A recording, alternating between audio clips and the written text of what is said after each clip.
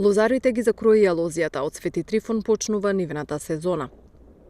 Во текот на 2021 година регистрирано е зголемено откупување на грозје кај регистрираните откупувачи, а исто така зголемен е извозот на вино од нашата земја, која што достигна ниво 49 милиони евра минатата година. Ова го рече премиерот Димитар Ковачевски при закројувањето на лозието во село Трстеник. Во таа насока е и поддршката на микровинариите. Сега тие имаат можност да аплицираат за грантови во висина од 10.000 евра за опрема и консултантски услуги на енолози за поефикасно работење и пласман на поквалитетни производи. Дополнително во новата програма за финансиска поддршка во земјоделството, за да се анулираат зголемените цени, односно трошоци за нафта, е предвидено зголемување на поддршката конкретно за мерката зелена нафта. Мерките од ИПАРД програмата пак се дополнителна поддршка за модернизирање и развој на оваа гранка.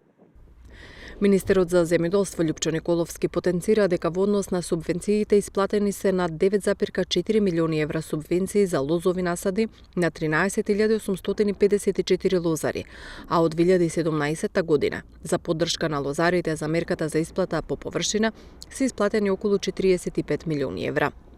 Заеднички најдовме начин да ги вратиме парите назад кај лозарите, што им ги должеа некои од винарниците.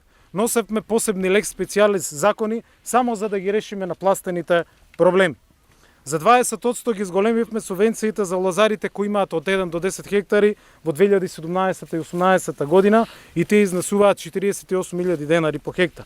За подобрување на старосната и сортната структура уведовме дополнителна поддршка од 12.000 денари по хектар за реконструирани лозови насади заради промена на сортната структура. Преку програмата за рурален развој обезбедивме финансиска поддршка на саемските манифестации, што значи зголемена промоција на македонските вина, односно за саеми каде што се презентираат нашите вина, поддршката ја зголемивме за 100%. Со олеснување на административните процедури ги мотивиравме лозарите и винарниците да ги користат мерките од ИПАРД 2 програмата. На денешниот настан беа упатени и пораки до лозарите дека владата останува партнер на лозарите и винариите и продолжуваат со мерките и стимулациите за производство на квалитетно вино на пазарот, за што поголема промоција на квалитетното вино од нашата земја и за зголемување на извозот.